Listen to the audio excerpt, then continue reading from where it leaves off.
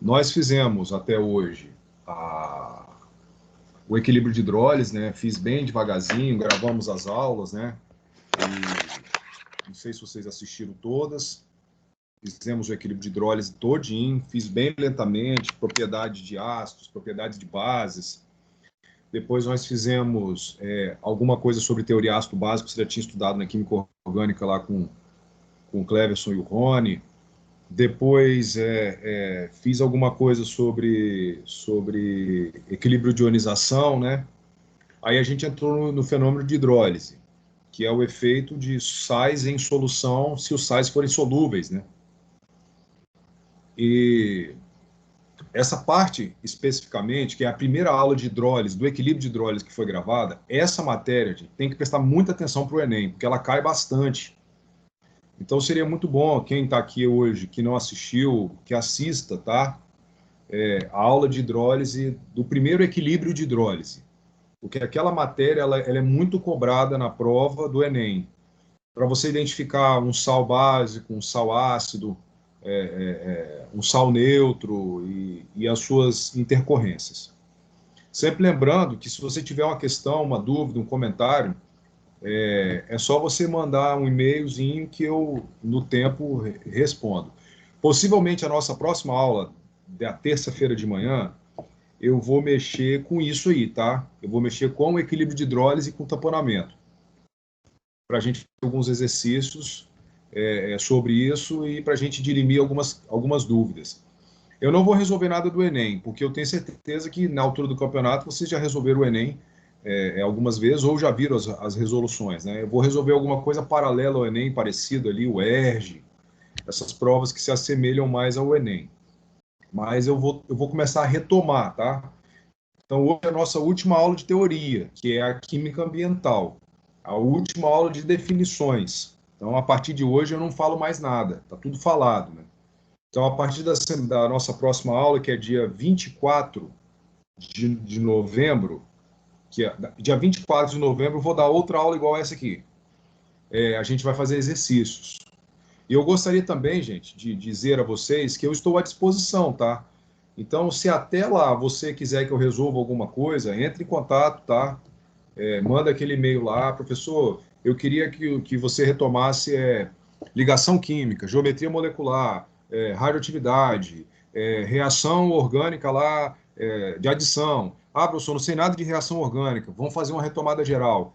Então, eu queria que você se sentisse nessa liberdade. Nós temos aula hoje, estamos aqui, e teremos aula também dia 24 de novembro, e dia 8 de dezembro. Então, assim, se vocês me derem o pedido, eu faço aí à disposição. Se não, eu vou fazendo aqui naquilo que a gente entende ser necessário e vai aí acontecendo a coisa, beleza? Então, vamos embora. Olha só. Eu vou falar algumas coisas aqui que parecem um pouco mais profundas, mas eu queria que você se acalmasse na hora da explicação, porque quando for uma coisa que você tem que saber, eu vou falar, gente, isso aí você tem que decorar, beleza? Isso aí você tem que saber. Porque existem muitas informações que elas não estão elencadas nas mais úteis e mais comuns, né? Então, quando for um negócio muito útil e que cai muito na prova, eu vou avisar, tá? Então, não precisa ficar preocupado, eu vou avisar. Isso aí tem que saber. Eu vou falar desse jeito, ó. Isso aí tem que saber, beleza? Então, vamos lá. A química da atmosfera, né? A química ambiental, ela é a química da biosfera, na verdade, né? Ela não é a química da atmosfera, ela é a química da biosfera.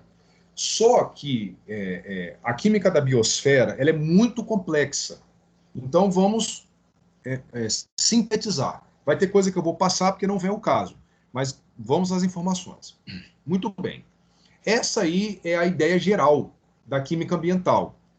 A ideia geral da química ambiental está nessa tela aí. Então, vocês que certamente têm muito mais facilidade em biologia do que eu, conseguem observar essa tela com um raciocínio natural mais definido do que o meu, né? Mas observem bem, você tem a atmosfera, você tem a antroposfera no meio do raciocínio, aí você tem hidrosfera, biosfera e litosfera. Você tem que lembrar que a biosfera ela é dividida nos seus escopos. E que em cada parte dessa aí você tem uma fenomenologia diferente, um tipo de processo contaminador diferente. Porque o objetivo da química ambiental é estudar o efeito das contaminações.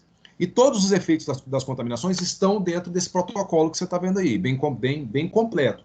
Então você tem os ciclos biogeoquímicos do nitrogênio, do carbono, do enxofre, do fósforo. Você tem aí o fenômeno antrópico, que é aquilo que o homem produz sobre a natureza, que é uma coisa que nós vamos discutir hoje aqui. E você tem aquilo que a própria natureza produz, né, que é o que a gente chama de biogênese, né? A biogênese é aquilo que a própria natureza produz. Pensando no raciocínio humano, né, vocês que gostam da medicina, é como se você imaginasse uma doença chamada lúpus eritematoso, né? O lúpus ele é uma doença autoimune onde o corpo cria o corpo cria próprios mecanismos contra ele. Então, a contaminação é assim também, tá? Existe a contaminação que ela é natural e existe a contaminação que ela não é natural, é artificial. Mas vamos aí, porque aqui a gente vai entendendo no final das coisas. Eu coloquei essa tela, gente, para vocês saberem, porque isso aí já caiu no Enem. Essa imagem já caiu no Enem, tá? Só que ele falava sobre fixação de fósforo. Aí ele tirava alguma coisa ali, ele só tratava de fixação de fósforo. Essa imagem já caiu. Então, assim, quando uma coisa dessa cai na prova, ele tem que explicar o que ele quer, porque aí tem todo o processo químico da biosfera está escrito aí, então ele tem que te falar o que é que ele quer. Vamos seguindo que a gente vai acompanhando, né? Então vamos lá, que é o que eu te falei. A poluição tem as suas naturezas, as suas fontes, né? Então ela pode ser natural ou antropogênica, ela pode ser natural ou humana, né? Quando você lê essa palavra aqui, você tem que lembrar que ela é humana, né? Ela vem do homem. Então, a antropogênica ela vem do homem. É aquilo que o homem produz sobre a natureza, beleza? Então, você tem a geoquímica, que é uma poluição gravíssima, complexa e incontrolável. Essa aqui é incontrolável, tá? Você tem a biogênica, que é a que vem da estrutura mais básica mais básica não, né? Menor, né? Da formação biológica. E você tem aquilo que o homem é capaz de produzir. Todos esses efeitos têm impactos relevantes, todos eles. Não importa seja geoquímico, seja antropogênico, né? Então, sobre a superfície da Terra, de 50% a 60% do impacto é gerado pelo... Desculpa, gente. Entre 70% e 90% do impacto visual é gerado pelo homem, tá? Desse impacto visual gerado pelo homem, a maioria dele vem do monóxido de carbono. Entre 50% e 60% do impacto entre 70% e 90% do impacto ambiental sobre o planeta é gerado pelo homem. Então tá. Desse impacto gerado pelo homem, entre 50% e 60% é gerado pelo monóxido de carbono. Quem é o monóxido de carbono? O monóxido de carbono é um óxido neutro, que ele tem esse nome porque ele é praticamente inerte. Por que praticamente? Porque, na verdade, ele reage com O2 e ele é um radical muito bom de ligação química. Ele é um radical livre muito bom. Por que ele é um radical livre muito bom? Presta atenção, porque isso não está escrito na projeção. Eu vou te falar porque isso é importante. Então, olha, gente, isso que eu vou falar agora é importante. O monóxido de carbono ele é um radical livre famoso porque ele tem muita disponibilidade eletrônica. Como o oxigênio, ele é assim, esse cara aí, ele é assim, ó. Você tem o carbono, aí o carbono, ele tem 4 elétrons, tá aqui, ó, 4 elétrons. Aí você tem o oxigênio, que tem 2 elétrons aqui, 2 aqui, 2 aqui, 2 aqui. Aqui você tem a ligação covalente simples, e aqui você vai ter uma coordenação, tá vendo? Esse par de elétron aqui, ele fica bem assim, ó, você vai ter essa estrutura aqui de ligação, tá vendo? Ó? Esse aí, você tem que lembrar que esse aqui é uma ligação coordenada, né? Aqui vai ter um par de elétrons assim, ó. Esse par de elétrons aqui faz o monóxido de carbono ser um radical muito ligante. na verdade, a palavra não é ligante, tá, gente? Ele é um radical muito lábil. A palavra é essa, tá? Ele é lábil. Sabe o que significa isso aqui? Ele se liga com facilidade e rapidez. Beleza? Tanto isso que, observem bem, o monóxido na natureza, ele vem de fenômenos oxidativos, né? Como assim? Então, você tem o hidrocarboneto ou o composto orgânico oxigenado, ele vai ter a reação microbiológica, anaeróbica, aí vai produzir CO2 e vai produzir o metano. Isso aqui acontece muito em aterro sanitário, tá, gente? Você tem que lembrar, assim, de uma maneira geral, antes de eu continuar isso aí, que reações de combustão produzem CO2. Geralmente, isso é aeróbico. Geralmente não, desculpa. É aeróbico. O anaeróbico vai produzir metano. Então, veja da seguinte maneira. Quando você tiver CX, HY, OZ, tá aqui, ó. Se oxidação, você vai ter CO2. Se você tiver redução, você vai ter CH4. Então, se o composto orgânico for oxidado, aeróbico, ele vai produzir CO2. Se for anaeróbico, ele vai produzir CH4. Esse aqui é um pensamento geral. Isso aí funciona, gente, em 99% das questões. Isso está escrito aí. É assim? Não é assim exatamente, porque nada na reação orgânica é assim exatamente. Mas para efeito de Enem, é isso aí que você vai gravar. Você tem um composto orgânico. Se o fenômeno poluidor ou o fenômeno natural, que vai ter como consequência a poluição, se esse fenômeno, a molécula orgânica está aerada e ocorrer oxidação, CO2. Se ocorrer anaeróbico por reação de micro-organismos, você vai ter redução. Então, aí é o que você está vendo. Muito bem.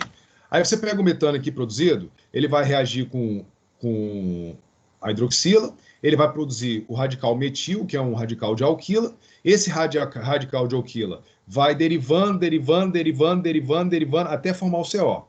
Observe que a formação do CO depende da energia ultravioleta. Tá vendo aqui? Mas é uma reação, gente, que ninguém vai te cobrar. Isso é só para você saber. Então, veja bem, a produção do monóxido na atmosfera via metano, ela é radicalar. É isso que você tem que saber. Então, eu vou repetir. A produção, ou seja, a síntese do metano, do monóxido de carbono, partindo do metano na atmosfera, ela é via radicalar. Isso você tem que saber. Via radicalar, beleza? Porque radicais hidroxila, radical alquila, radical formaldeído, radical etanoíla, que é esse etoxilato aí, esse grupo aqui, ó, essa metoxila, tá vendo aqui, ó, viu aí? Vai precisar metoxila, eu falei etanoíla não, é metanoíla. A etoxila tem 2 carbonos, aqui só tem um, tá? Então, só consertando aí. Vai produzir o CO via radicalar, beleza? Na combustão, é a partir da combustão incompleta, né? A combustão completa produz CO2, a incompleta produz CO. Isso aqui eu acredito que o pessoal está mais calejado, já tem paciência nisso. Amanda perguntou aqui, no caso o CO é formado na ação aeróbica, quando o senhor disse é oxidação incompleta. Sim, incompleta, tá? É uma oxidação incompleta, mas ela não é uma oxidação comum não, tá? Mas ela acontece. E aí, sempre lembrando, Amanda, e todo mundo que está ouvindo, você só sabe que a oxidação é incompleta se a questão te avisar, tá? Se a questão não avisar, queridos, não tem como saber. Não há como saber, né? A questão tem que te avisar. Ou ela mostra a reação, ou ela fala reação incompleta, beleza? Seguindo. É assim que funciona o monóxido de carbono na atmosfera. Então, veja só. Veja desse lado aqui, porque aqui tem coisas que a gente é bom saber. O pessoal da geografia certamente ensinou isso para vocês. Eu não vou ficar me atendo a isso, porque o pensamento aqui ele é puramente físico-químico. Veja só. Próximo ao solo, a produção de monóxido, micro-organismos. Obviamente, é uma reação daquela é anaeróbia microbiológica, que a gente viu lá no exemplo, na tela anterior.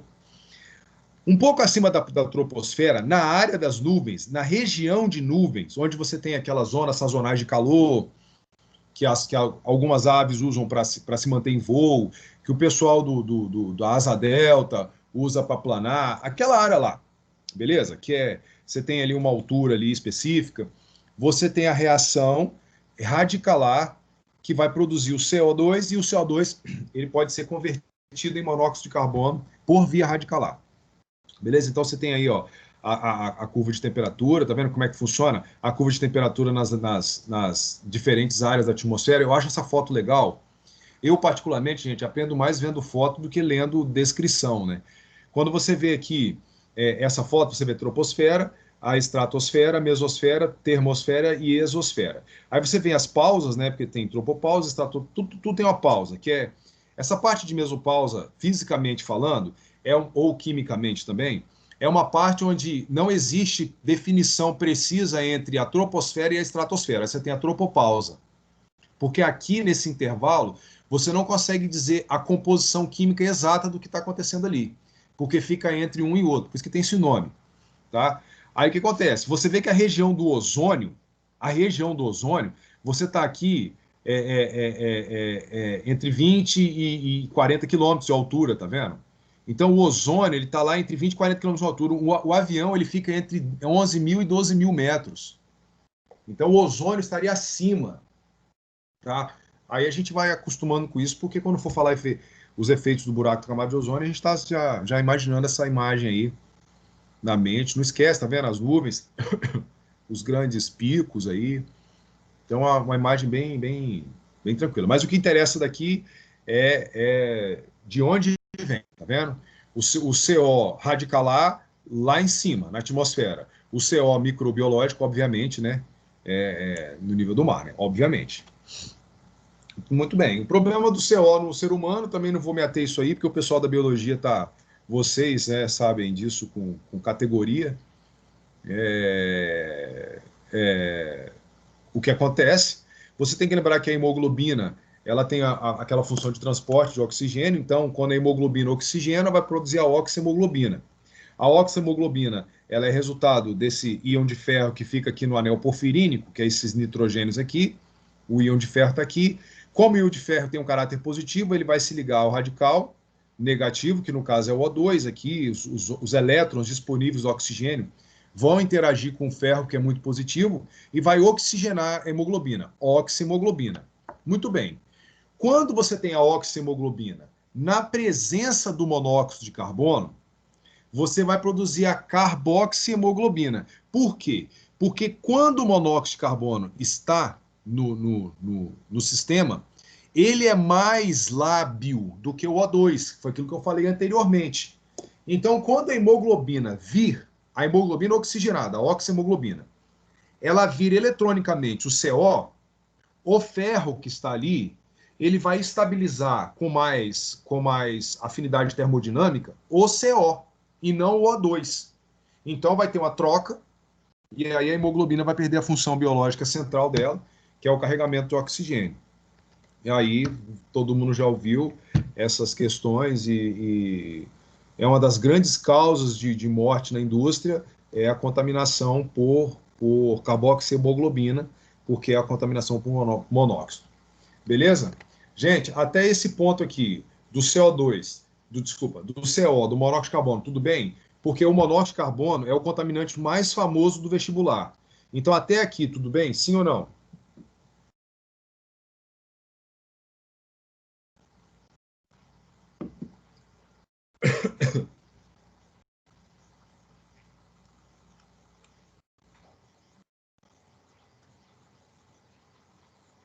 Beleza, beleza.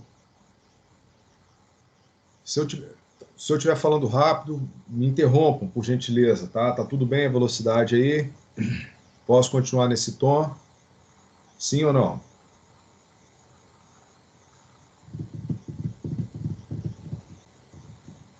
Tá, vamos embora.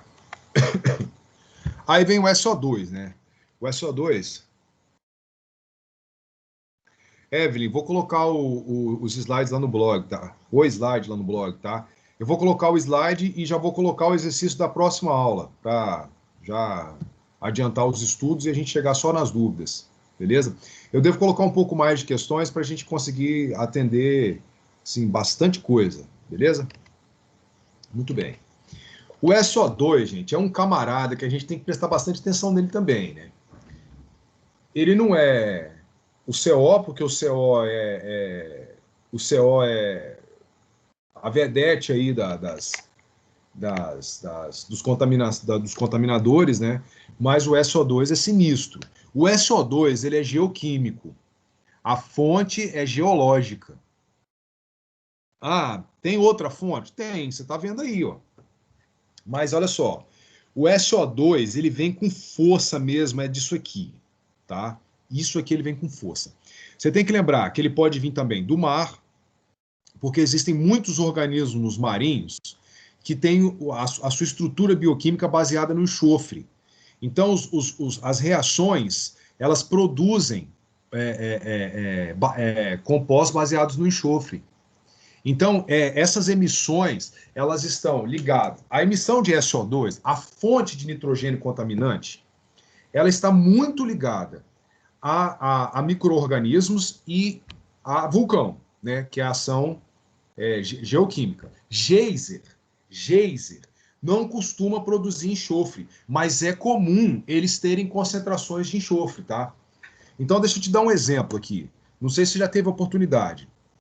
Se você foi algum dia passear em águas termais, lá em Caldas Novas, ou lá no sul do Brasil, ou qualquer outro lugar que seja, você teve a oportunidade de ir numa determinada, ou não, né? Não sei, depende do clima, senão você não sente, né? De você entrar na piscina e você sentir o cheiro de ovo podre. Ou entrar ali na fonte de águas térmicas e sentir o cheiro de ovo podre. Você sentiu o cheiro de ovo podre, o ovo podre, se você sentiu o cheiro, foi desse cara aqui, ó. Por quê? Porque estruturas magmáticas, elas decompõem o enxofre da matéria orgânica, na verdade decompõem não, né? Metabolizam, né? Para produzir o sulfeto. Sulfeto é essa substância aqui, ó, S2-. E o sulfeto tem o cheiro de ovo podre. Então isso vem por causa da ação aqui do calor que está lá na estrutura do planeta e formação demandada de estruturas geomorfológicas, né? Aí o spray marinho também produz sulfato, que esse sulfato aqui, gente, ele vem muito dos sais marinhos, né? Dos sais que compõem aquela estrutura gigantesca que tem lá no mar. Aí esses caras unidos à água, né? Se você pegar SO2, reagir com O2, vai produzir SO3. Se você pegar o SO3, O2 do ar, né? E reagir com água do fenômeno natural, você vai produzir H2SO4, ó. Ó, aí a chuva ácida. Tá vendo? Isso acontece muito e o tempo todo. Quando você tem a indústria, isso é potencializado. Então, deixa eu deixar claro, eu gostaria de deixar claro isso. Os fenômenos contaminadores baseados no enxofre e no monóxido de carbono, e no nitrogênio, e no fósforo, eles são naturais. Isso aí o planeta produz. Qual é o problema? O problema é que as indústrias que também produzem isso pegam uma coisa que tem lá poder destrutivo 1 e faz o negócio ter poder destrutivo 50. Então, esse é o problema das indústrias, né? Aí vem o protocolo de Kyoto, o Rio 92, aquele monte de coisa que o pessoal da geografia discute com vocês sobre a politização dos fenômenos poluidores, que aí não é o caso da aula, porque eu não entendo nada de política, aqui é só a ciência, né? A indústria potencializa isso aí, você vê bem na imagem. Tranquilo?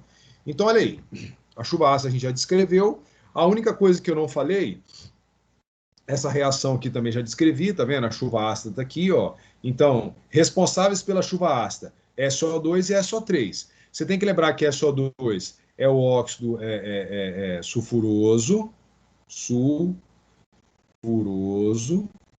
e o SO3 é o óxido sulfúrico, né? Isso quer dizer que na chuva ácida você também pode ter a formação do ácido sulfuroso, tá? Você pode ter o H2SO4, mas você também pode ter o H2SO3, depende, tá? Geralmente é o H2SO4, mas você também pode ter o H2SO3. Esse aqui é o ácido sulfúrico e o H2SO3 é o ácido sulfuroso. Tranquilo? Aí você vê aqui no fenômeno as emissões.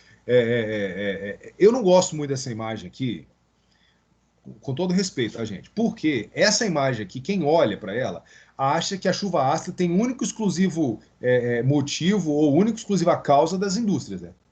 Quem olha para essa imagem aqui acha que o ser humano ele é o único exclusivo causador da chuva ácida. E você viu na imagem anterior, dá licença, vou voltar, que não é bem assim. O planeta tem a contribuição, tá? O planeta tem a contribuição. No final da aula eu vou falar o que eu acho disso, tá, gente? Só que eu vou parar a gravação, senão o Marcos briga comigo. Muito bem? Aí você tem aqui, ó, a queima de carvão, a queima de combustíveis, é a principal causa do SO2. Isso aqui você tem que gravar na alma. Isso aqui, ó, vai cair na prova. Isso aqui, ó, importante. Vou escrever aqui, ó, importante. E tem que decorar, tá? Tem que decorar. Queima de combustíveis fósseis é fonte para produzir SO2. Lembra-se que tem o SO2, vai estar associado ao SO3, que vai estar associado à chuva ácida na forma do ácido sulfuroso e do ácido sulfúrico. Beleza? Muito bem. Chuva ácida no planeta. Qual é o problema? A chuva ácida ela tem esse nome porque o pH ele fica próximo de 4, um pouco acima de 4, tá? Próximo de 4. Ele atinge e destrói comunidades ecológicas, isso é óbvio, né? Quando o pH está abaixo de 4, aí a morte é geral, né? Mata tudo. É meio óbvio, né? Isso aí não tem como. Não tem como, por exemplo, deixa eu dar um exemplo aqui bem comum aqui. Imagina você na sua casa aí, você vê aqueles passarinhos que convivem aí no dia a dia da sua varanda ou das árvores, do lugar que você mora. Imagina você tem esse passarinho, imagina um passarinho desse aí começar a chover na cabeça dele pH 2, entendeu? Imagina se ele beber pH 2, ele não suporta. É um organismo muito simples, é um negócio muito pequeno. Se você beber alguma coisa de pH 2, uma Coca-Cola muito ácida, por exemplo, você vai reagir de uma maneira. Agora, se começar a cair pH 2 no seu cabelo, no seu olho, na sua pele, você começar a beber, aí não, aí vai dar problema. Então, a chuva ácida tem esse problema, é lógico, né? E aí, a redução e mortalidade de peixes e organismos aquáticos, é meio óbvio, né? Lagos mais sensíveis a ataques de chuva ácida, esses aí vai ter, por equilíbrio de Le Chatelier, o aumento, quando... Falar devagar isso aqui. Ó, lagos mais sensíveis ao ataque de chuva ácida são os com concentrações mais baixas de íons alcalinos. Aonde é que acontece isso aí? Quando você tem na formação do solo deficiência de íons 1A e 2A. Isso geralmente acontece em solos velhos. Aí, gente, fala para mim aí no chat. Vocês já ouviram falar desse negócio de solo novo e solo velho? Litossolo, vertissolo, latossolo. Já ouviram essa história? Fala para mim, lá na geografia física. Conta para mim. Tá. Então, deixa eu te dar uma ideia aqui. Quando o solo quando o solo é muito velho, ele é muito intemperizado. O que significa? Como elementos de 1A e 2A são solúveis, solo novo tem muito deles. O solo velho, choveu muito sobre eles, muitas ações de intemperismo, a água já percolou, a água já levou, lixiviou, na verdade, a palavra. A água já lixiviou os íons de família 1A e 2A, porque eles são solúveis. Então, solo velho, em ambientes de formação geológica muito velha, o pH da água tende a ser mais suscetível, desculpa, a água dos lagos tendem a ser mais suscetíveis aos efeitos da chuva ácida. Então, em lugares que o solo é muito velho, chuva ácida bateu na água, vai matar tudo. Ou quase tudo. Deu para entender? Deu para entender, gente? Aí, imagina um lago lá no meio do cerrado, lá. Imagina um lago lá no meio do cerrado. Se chover ácido lá, vai sair destruindo tudo. Não vai suportar. Porque já teve a lixiviação dos íons de família 1A. Deu para entender essa lógica? Eu estou falando assim porque essa foi a última questão que caiu no Enem, tá? O último assunto que caiu disso no Enem foi desse que eu acabei de falar.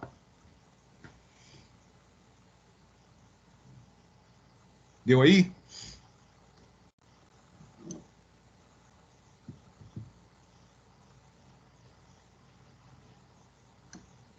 Pode continuar?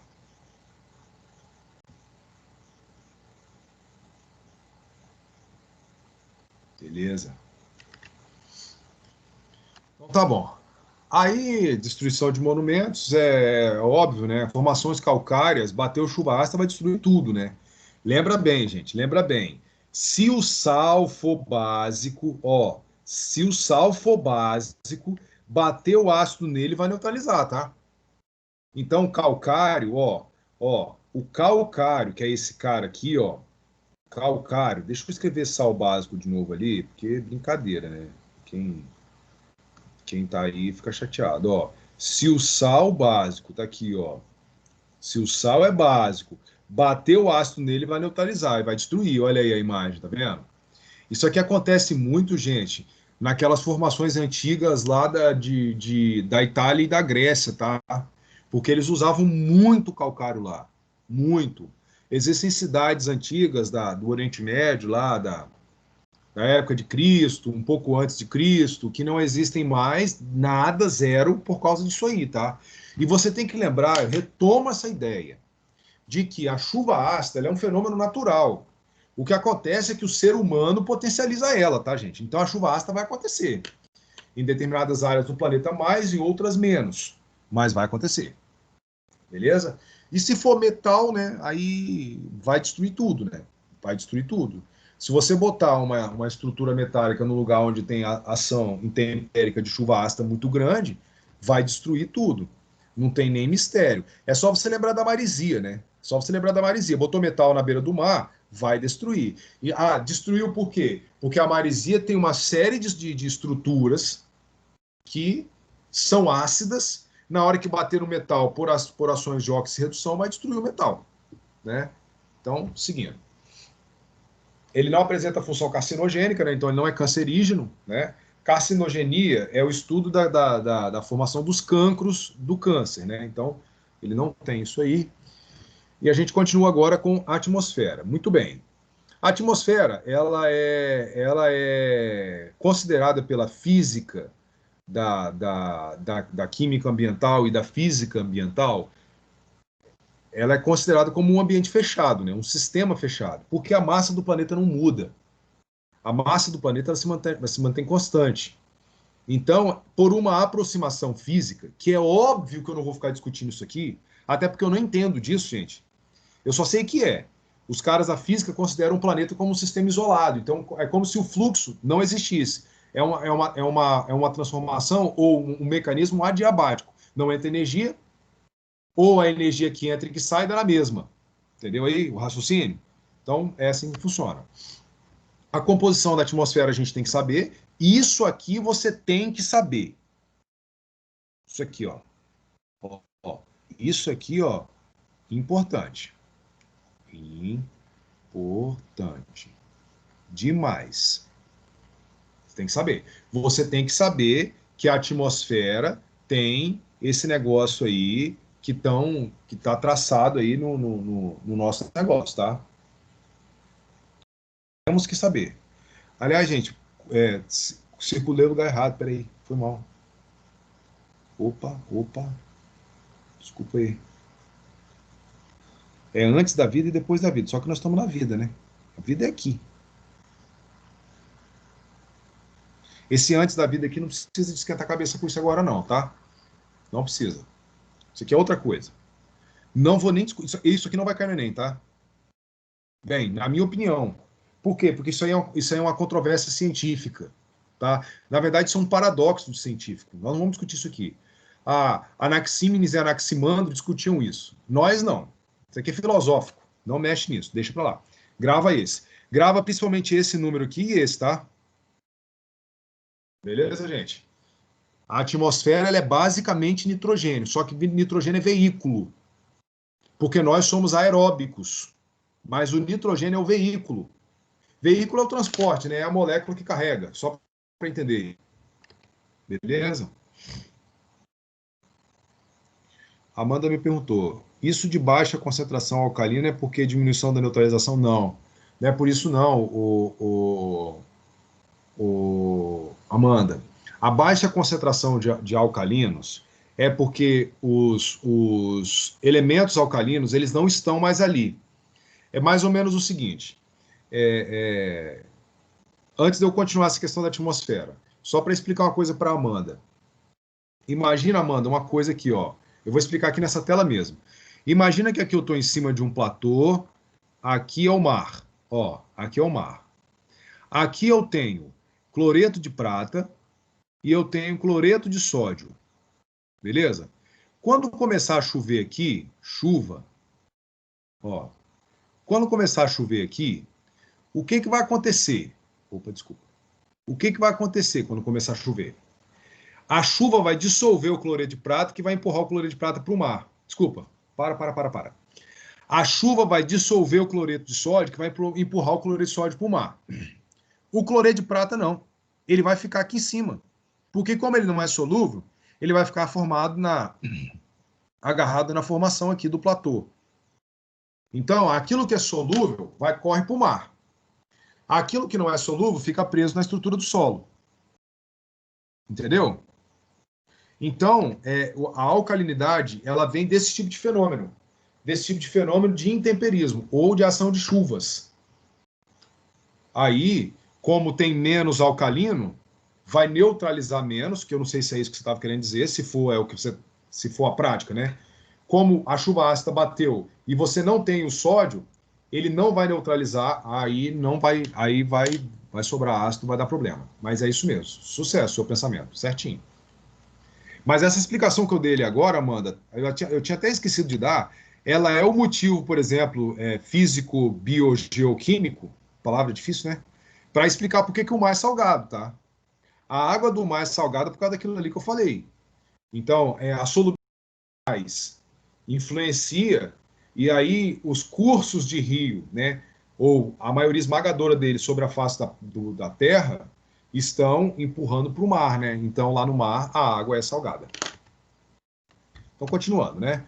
Aí você tem as camadas da atmosfera, né? Você tem troposfera, a camada de ozônio da estratosfera. Então, o ozônio fica entre a estratosfera e a mesosfera. O ozônio fica lá aproximadamente 50 quilômetros de altura, camada de ozônio, né? Você tem a mesosfera e a ionosfera, que é a parte externas, né?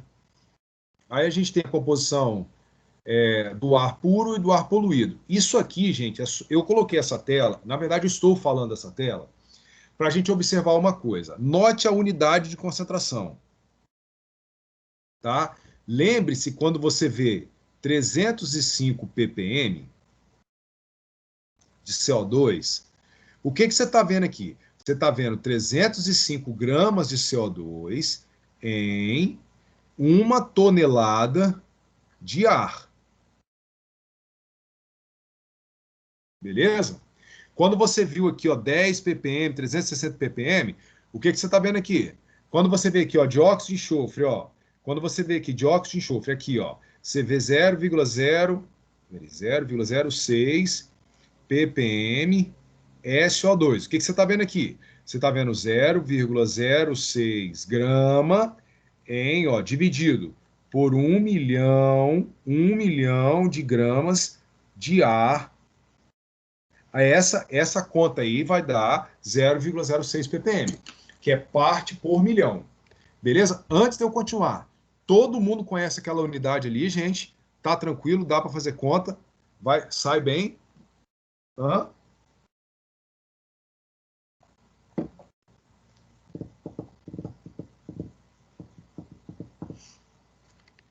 Só para registrar uma coisa,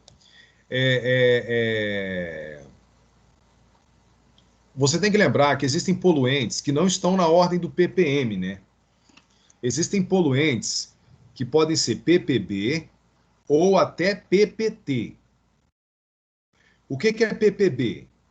É por bilhão, que é 10 a nona. E o ppt é por trilhão, que é 10 a 12. Tá? Esses caras aqui são considerados traço.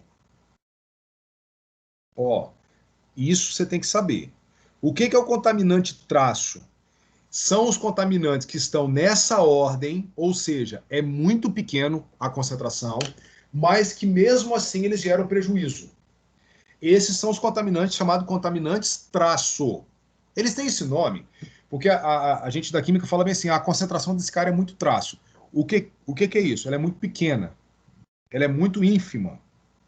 Por isso que dá esse nome, da contaminação traço, porque ela é muito pequenininha, tá? Mas mesmo assim ela é perigosa, tá vendo? Quando você vê a amônia aqui, ó, a contaminação da amônia mais expressiva em ppm é 0,01. Só que esse 0,1, aliás, aqui no poluído, né? 0,3 aproximadamente ppm. Se isso aqui acontecer, gente, 0,3 ppm de amônia no ar, se a pessoa for sensível, ela cai de perna para cima desmaiada. Então, se passar muito desse número, pode causar até morte. A amônia pode causar até morte. Não pode não, tem que vigiar. Então, essas coisas do traço, tem que prestar atenção. O que eu estou querendo te dizer para finalizar? Existem contaminantes que o organismo ou a fauna, ela suporta mais. E existem contaminantes que suportam menos, entendeu? Suportam menos. Aí você entra num negócio chamado dose letal. A dose letal é uma quantidade que mata 50% da população. Isso vale para contaminante também. Beleza? Continuando. Aí vem, poluição do ar, essas são as modificações que causam prejuízo, né? Então, poluentes primários esses poluentes primários, eles têm essas siglas. O que significa COX? São os óxidos de carbono. Quem são os óxidos de carbono? CO2 e CO. Os óxidos de enxofre, o SO, o SO2 e o SO3. Os óxidos de nitrogênio, N2O, NO, NO2. Tá vendo aí, ó? Os hidrocarbonetos, ó. Aí está escrito aqui embaixo, não precisa escrever, e o material particulado. Esse material particulado aqui, geralmente é fumaça, tá bom? Você tem que lembrar que fumaça não é gás, né? Fumaça é sólido particulado. Fumaça é sólido particulado. E esses sólidos particulados aqui, eles são poluentes primários. O que significa isso? Eles poluem por si próprios, ou eles são fonte ou matéria-prima para poluidores além deles, né? Eles geram outros poluidores, né? Então, poluidor primário, eles são poluidores que poluem por si próprios, mas são aqueles também que podem gerar outros tipos de poluentes, né? Que no caso aí você vê os ácidos de enxofre, que é o sulfúrico, tá aí, o nítrico, o carbônico. Esse COV aqui, gente, esse COV aqui, anota aí no caderninho. Chama compostos orgânicos voláteis. COV é composto orgânico volátil. Isso faz um mal danado. Desculpa a expressão. Isso faz um grande mal. Muito, muito grande mesmo. Esse pessoal aqui é cancerígeno, tá? Esse pessoal. Sabe quem tá nessa galera aqui? Os benzênicos, benzopireno, antraceno, fenantreno, tá aqui dentro dos voláteis, os carboxilulados, os fenólicos, os ácidos fenólicos, os fênicos, tá tudo aqui dentro desse pessoal volátil aí, ó. Faz muito mal, tá, gente? Muito mal. Se for aromático, complicadíssimo, tá? Tem que tomar muito cuidado, tá? Os organoperóxidos, eles geralmente você vai encontrar eles na forma dos éteres cíclicos, assim, ó, assim, ó, tá vendo? Que a gente chama de epoxilados, né? Ou oxiranos, né? Mas também são perigosos. A questão geralmente fala isso, tá, galera? Esse negócio aqui de poluente primário é uma informação importante. Esse pessoal aqui do lado, a questão fala isso, tá? A questão discorre bem. Essa tela aqui é importantíssima. Essa tela você tem que gravar ela no coração, tá bom? Isso que está escrito aí é importante pra caramba para a prova. Quero que vocês me falem, está tudo bem? Posso continuar?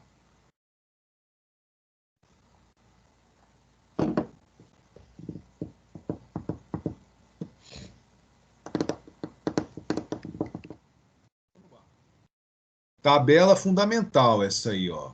Essa aí tem que dar uma lida nela sempre, ó. É o resumo do que a gente falou. O CO, combustão incompleta de materiais, veículos são os principais produtores disso aí. O monitoramento disso é por espectrofotometria de infravermelho. Esse negócio do monitoramento, gente, eu vou te falar ali na frente, tá? Eu só vou falar isso aí porque na sua apostila tem do Bernoulli, então eu vou explicar o que isso aí é, tá? Mas é facinho e até legal, mas rapidinho. Guarda o monitoramento. O CO2 é natural, mas também é produzido por combustão, né? O NO, que são os óxidos de nitrogênio, também é produzido naturalmente, vem de formação geológica. O pessoal dos vulcões, né? Também na queima de combustíveis fósseis e das queimadas de floresta, né? O CO2 também vem de queimadas, né? Os hidrocarbonetos, evaporação e queima de combustíveis fósseis em veículos automotores da indústria. Os hidrocarbonetos mais pertinentes são os até 4 carbonos. Então, geralmente, isso cai em prova. O que cai em prova é metano, etano, propano e butano. São os 4 caras mais famosos. Geralmente, o butano e o propano, eles são ingredientes de queima, né? Para produzir metano. E dependendo do processo, vai produzir etano para o craqueamento, por exemplo. Lá no petróleo, eu não sei se vocês já estudaram petróleo. Aí fala para mim, já estudaram petróleo? Só para eu fazer um comentário aqui, senão eu não vou fazer. Vocês já estudaram petróleo?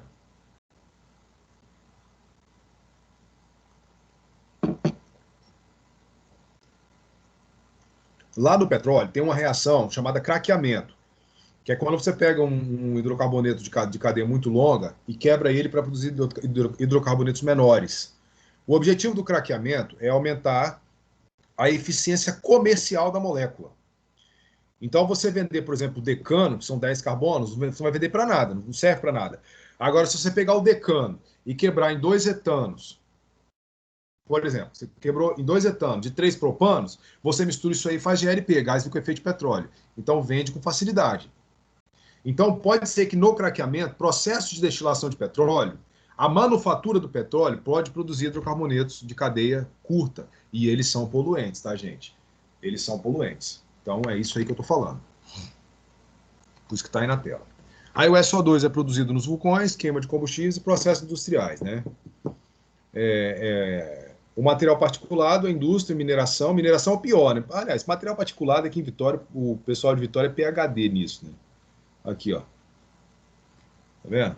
Construção civil. Aqui dentro da construção civil, da indústria de mineração, aqui na mineração, quando a gente fala mineração em Vitória, o pessoal já pensa na extração do minério aí da empresa Vale e do processo de produção do aço da Celó, né? Mas aqui, gente, não tem só isso não. Em Vitória não tem só esse pessoal não, tá, gente? Vitória tem uma produção de cimento Portland grande, que mexe com silt, que é um material particulado extremamente fácil de dispersar. Então, aqui na mineração, o que polui na mineração? Além daquilo tudo que você já sabe. Quando você tira o minério da terra, eles lavam com água para extrair só a parte ferrosa e a lama vai ficar presa em barragens, que isso aí você deve estar caduco de tanto ouvir o professor falar. Não vou ficar explicando isso, né? A não ser que alguém queira. Eu te explico isso se você quiser. Senão eu vou tocar esse barco. Quando o ferro ele sai de lá, ele passa por um processo de secagem. Então, quando o minério de ferro ele vem lá das minas de Minas, por exemplo, de Minas Gerais, para Vitória, ele vem dentro do trem, um roçando no outro. E aí ele vem secando, ou já vem seco. Quando ele chega aqui seco, que ele é tirado do trem e jogado nas pilhas, o pó levanta, que é o material particulado. Mas isso também acontece, gente, no pessoal que produz lajota, no pessoal que produz areia, no pessoal que produz tijolo, no pessoal que produz cerâmica, no pessoal que produz vidro. Então, tem um monte de indústria que fazem isso. É óbvio que a indústria do minério produz muito mais, mas não é só ela, não. Tá? E eu não estou defendendo ninguém, mas a gente sabe que não é bem assim. Então, Seguindo. Muito bem. Essa do infravermelho, gente, o que é o infravermelho? O infravermelho é um método de análise e esse método de análise consiste na absorção de energia por uma determinada amostra. O gráfico produzido é esse tipo de gráfico. Observe que aqui você tem a transmitância. Se esse gráfico estiver invertido, aqui você está vendo que começou, está descendo. Se ele estiver invertido de baixo para cima, você vai ter um negócio chamado absorbância. Então você pode ter a transmitância e a absorbância. Gráfico para cima absorve, gráfico para baixo transmite. Deu na mesma. Aqui tem o dimetil sulfóxido, que é um contaminante perigoso. Esse cara aqui, ó, o dimetil sulfóxido. Eu gostaria de mostrar rapidamente, gente, rapidamente, um vídeo para a gente compreender. Isso aí eu deixei ele já aberto. Deixa eu só aí, vocês vão me dizer se estão. Eita, é aqui. Se vocês estão ouvindo aí. Ih, lascou. Não, tá aqui. Ó. Só um pouquinho, gente, calma, calma. Só para vocês verem como é que funciona o infravermelho.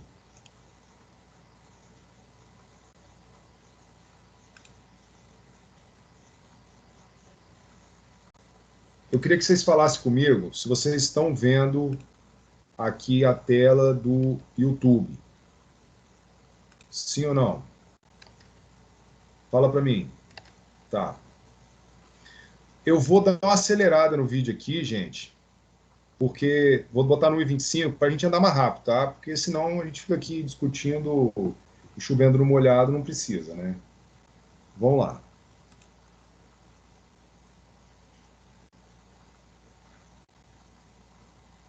Nós somos 2 minutos e 15 só, tá? Vou pular o anúncio, que ninguém merece.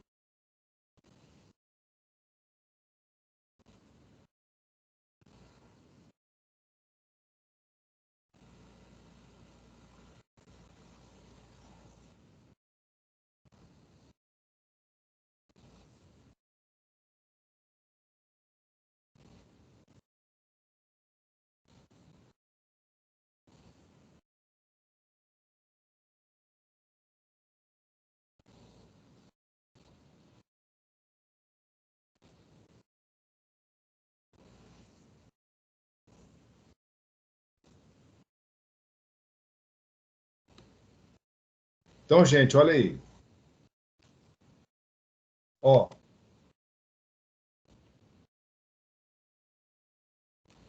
olha só.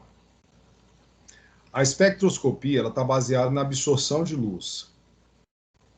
Então, essa absorção que você está vendo aqui foi daquele fenômeno lá. Isso aí nunca caiu no Enem, na prova de química. Nunca vi. E se vi, esqueci. Então, nunca vi. Tá? Mas está aí a explicação. Como é que funciona? O cara pega uma amostra de poluente líquido, gasoso, pode qualquer coisa, né, no infravermelho. O legal é esse, tá? Ele pega e passa uma energia. Aí a energia ali, ela é absorvida ou não. O que acontece? Que você sabe que a onda eletromagnética ela tem o seu comprimento, a sua frequência, obviamente vai ter a sua energia, né? Você tem que lembrar que a energia é HF, lembra dessa história? Lembra? Sim. Aí você tem que lembrar que a velocidade é lambda F. Então a frequência é a velocidade sobre o comprimento. Então, quando você faz esse raciocínio, isso aqui é a equação de Planck, né? Não sei se vocês lembram dessa história aqui. Equação de Planck. Esse aqui é a constante de Planck, essa aqui é a energia. É energia da onda, tá? Da onda de transmissão. Então, quando você tem essa frequência aqui, ó, essa frequência, o número de onda é esse comprimento aqui, ó. Se a gente fizer a substituição, a energia vai ficar igual à constante de Planck, H, vezes a velocidade, dividido pelo comprimento. Então, esse comprimento é esse número aqui, ó. Por isso que está centímetro menos 1, tá vendo? Centímetro menos 1, porque é um denominador.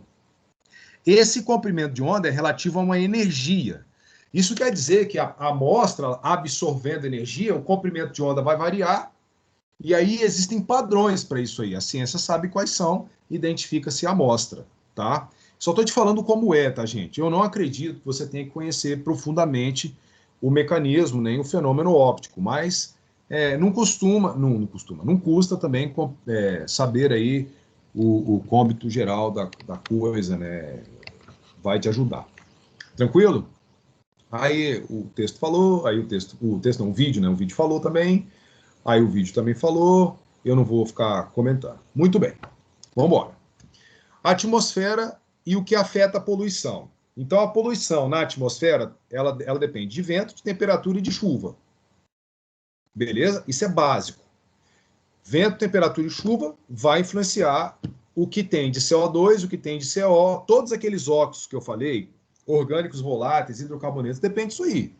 Quanto mais chover, menos poluente vai ter na atmosfera. Você concorda comigo? Porque se chover muito, eles descem. Então eles saem da atmosfera e poluem a litosfera. Tá? Só troca de lugar. Poluição é poluição. E depende de condições topográficas. Isso aí, gente, isso aí é um negócio que tem um vestibular lá do Rio Grande do Sul, da Universidade Federal do Rio Grande do Sul, que gosta muito desse assunto. Porque ele trata aquilo que eu falei. Regiões muito montanhosas, elas tendem a ser menos poluídas. Elas tendem. Por quê? Porque como a região ela é íngreme, a água cai. Então, imagina assim, lá na atmosfera está poluído, aí chove, polui o solo. Só que como a região é íngreme, a água começa a correr. Então ela está carregando a poluição para os platores mais baixos, né? Então a condição topográfica influencia totalmente a poluição. Eu gostaria, inclusive, se vocês me dissessem aqui no chat, vocês entenderam isso que eu falei? Regiões montanhosas, elas tendem a ser menos poluídas, tanto no ar quanto no solo. Por quê? Primeiro que é muito alto. A poluição ela é densa, ela não costuma subir. Para começar. Então, quando ela é muito íngreme, quando chove, a chuva bate e ela escorre a poluição para as partes mais baixas, não ficando lá em cima. Deu para entender isso aí? Por que a topografia influencia a poluição? Isso é por causa de solubilidade, né?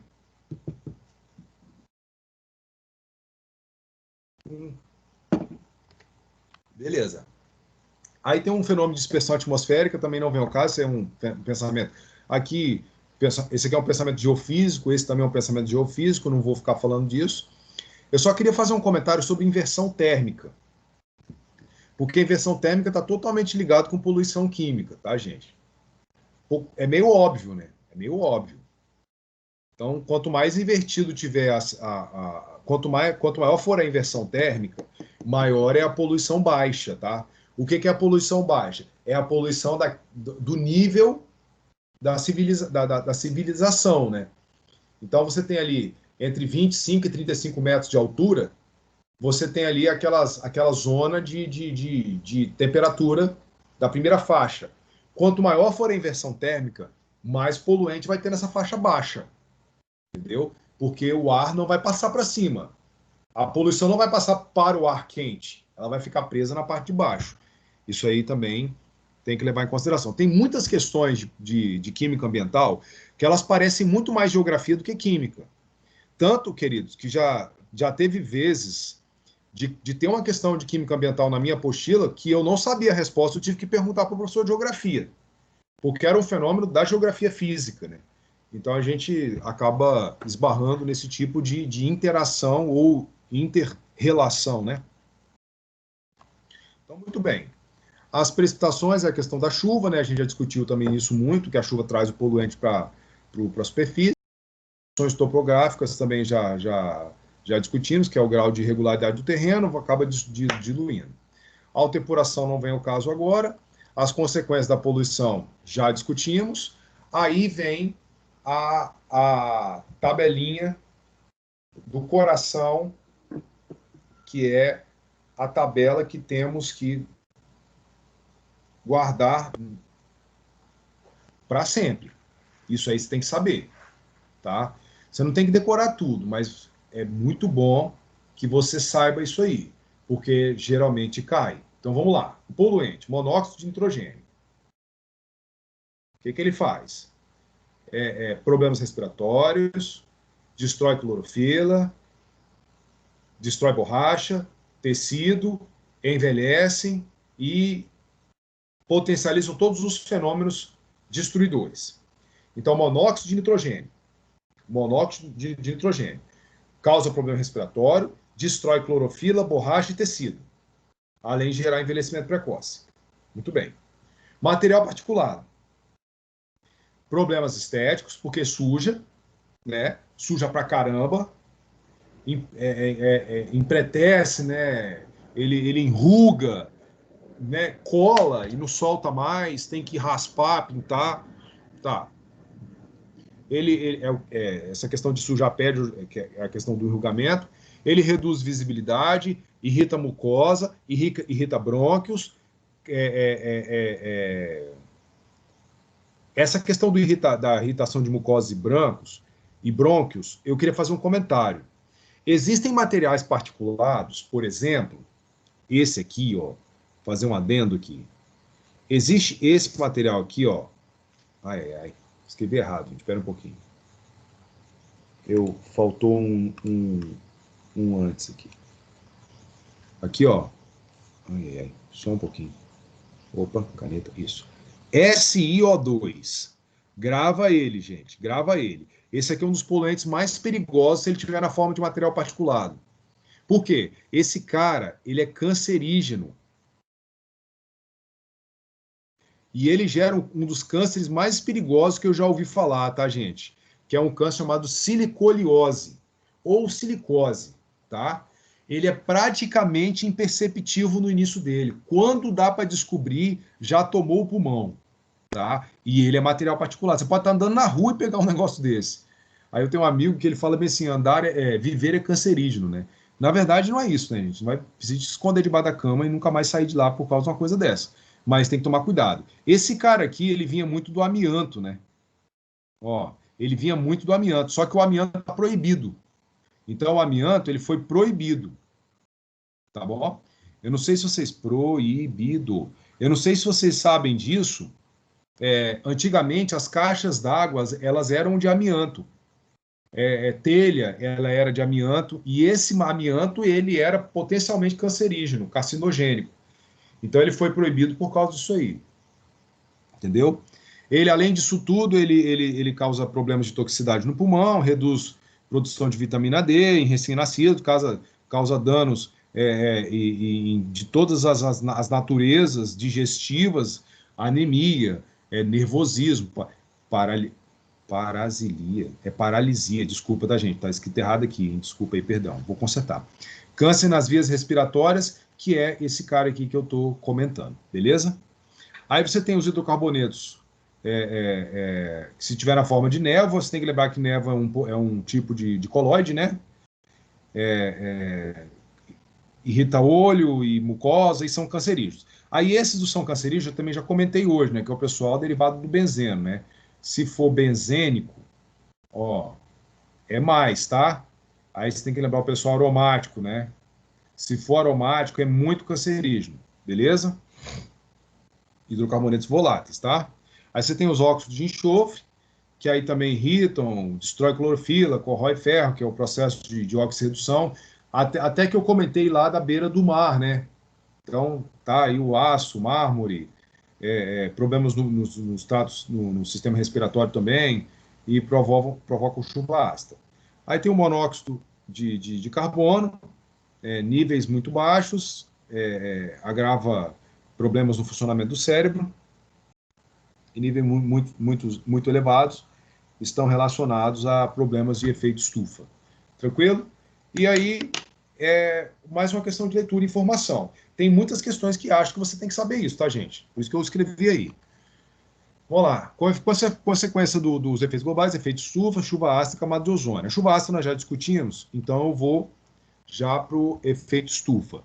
Muito bem. O efeito estufa é um efeito natural causado por uma camada de gases que faz uma determinada proteção no planeta.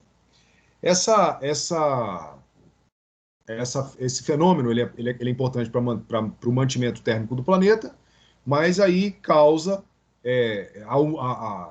a poluição causa alguns problemas isso aí, porque a camada de estufa do planeta natural ela tem um poder de absorção. Quando a poluição ela aumenta, a camada de estufa do planeta ela fica muito grande. Como ela fica muito grande, ela absorve demais, aumentando as temperaturas médias. Então, o efeito estufa tem como a consequência global o aumento da temperatura. Está relacionado diretamente com a concentração de dióxido de carbono, de metano, do óxido nitroso, que é o N2O, e dos CFCs, e obviamente do ozônio, né? Do ozônio. Aí ela está mais ou menos entre 30 e 45 quilômetros de altura, ela tem essa faixa aí de 30 quilômetros, desculpa, gente, entre 50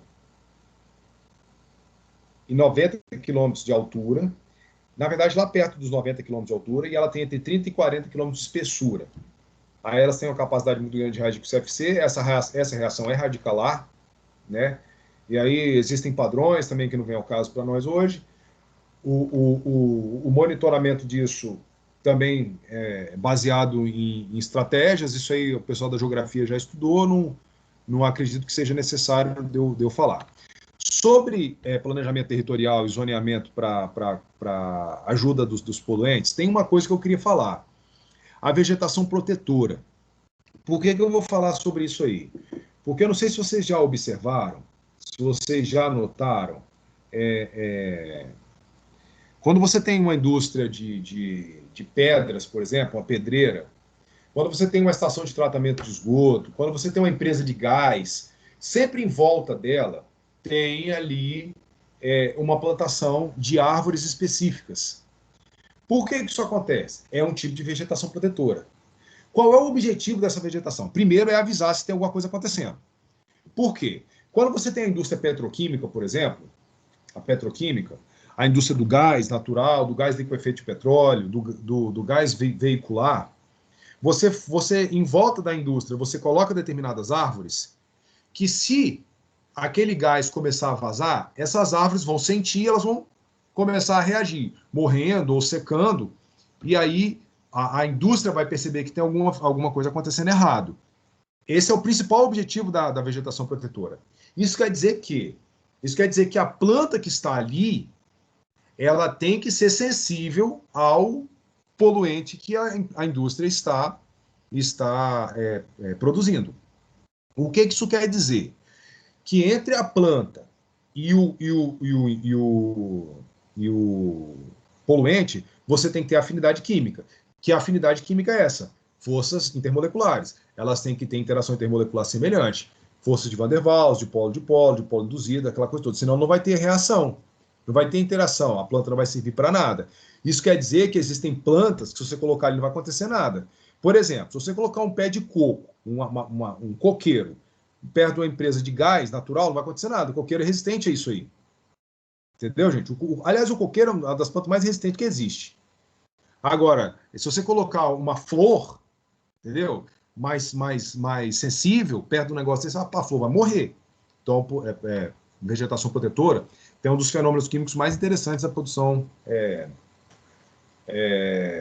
da proteção ambiental.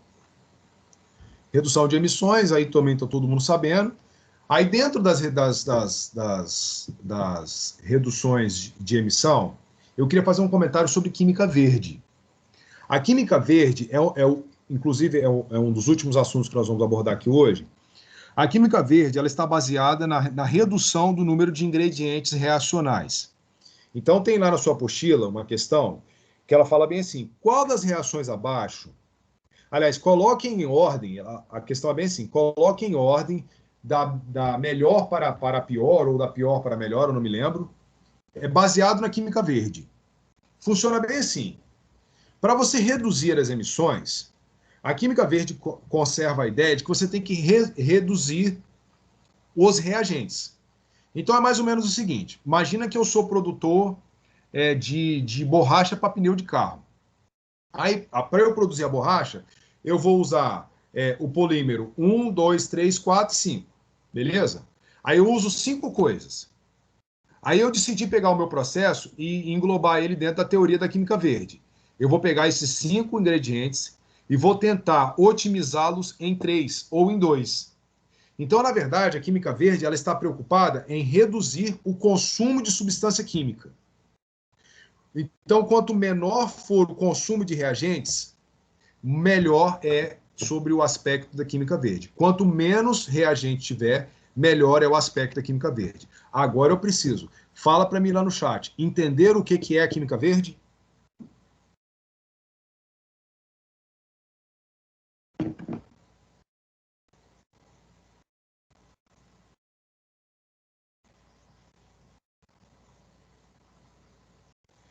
Olha só, vou desenhar.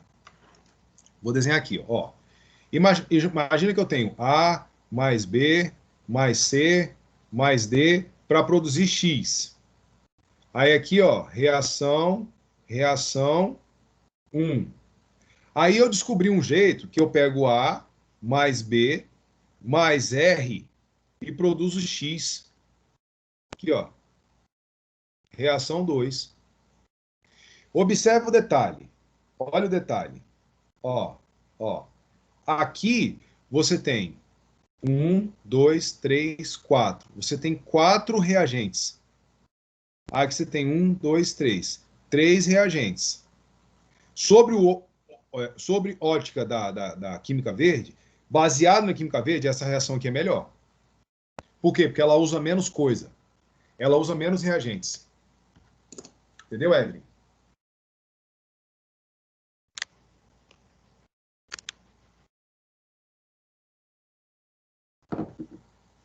Isso cai muito no Enem, tá?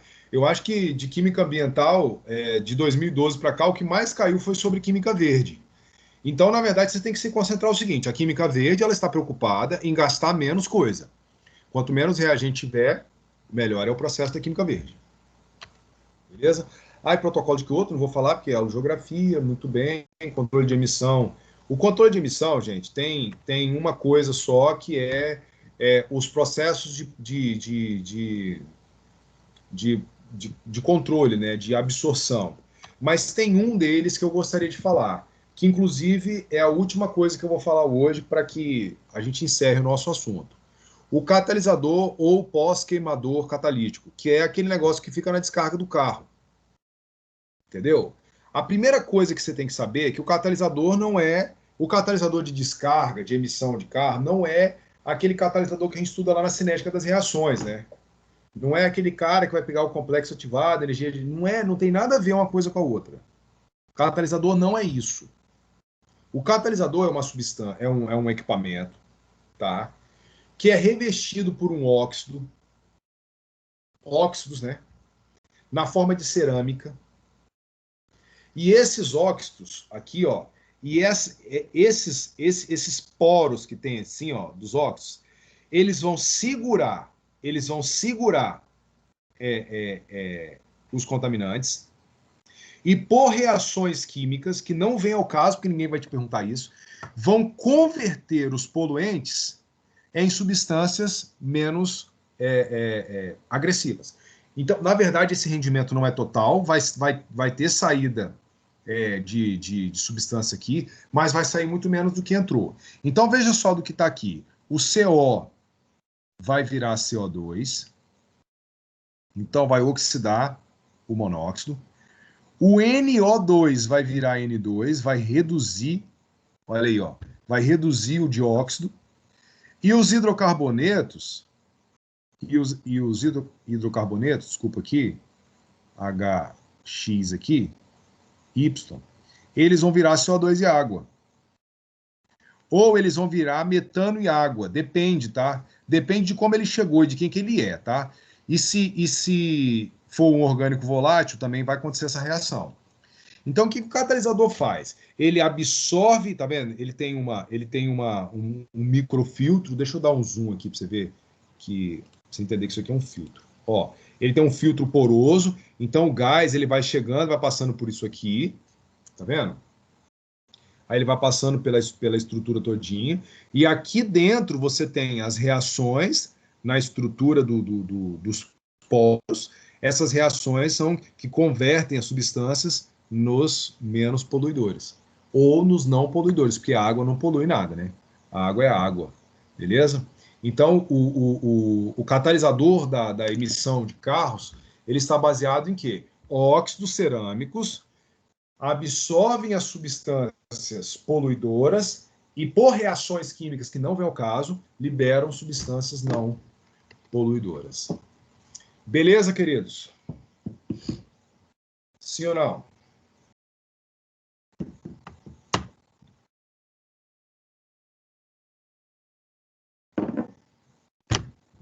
Tudo que eu tinha que falar sobre química ambiental, eu falei. Falei até um pouco mais, tá? E a gente vai. Eu vou parar por aqui, já falei tudo que tinha que falar. Eu fico à disposição, tá, gente? Então, na aula do dia 24, que é na semana que vem, nós vamos fazer exercícios, tá? Aí já é revisão, já é pegada de revisão, dali para frente. Tranquilo? Se alguém quiser fazer algum comentário aqui agora sobre o que deseja que eu aborde, por favor, antes de sair, deixa aqui a sua contribuição. Tranquilo? Quiser falar comigo no microfone também, pode falar. Até prefiro, tá, gente? Mas se não, escreve aqui no chat que dá tranquilo.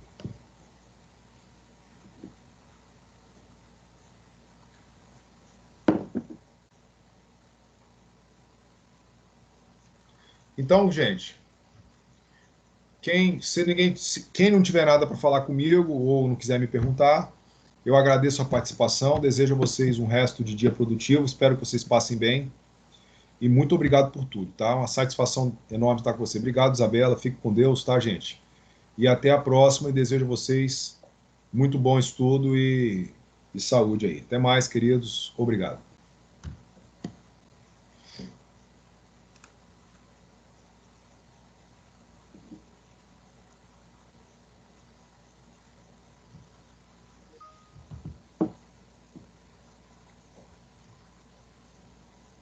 Obrigado, gente. Até mais.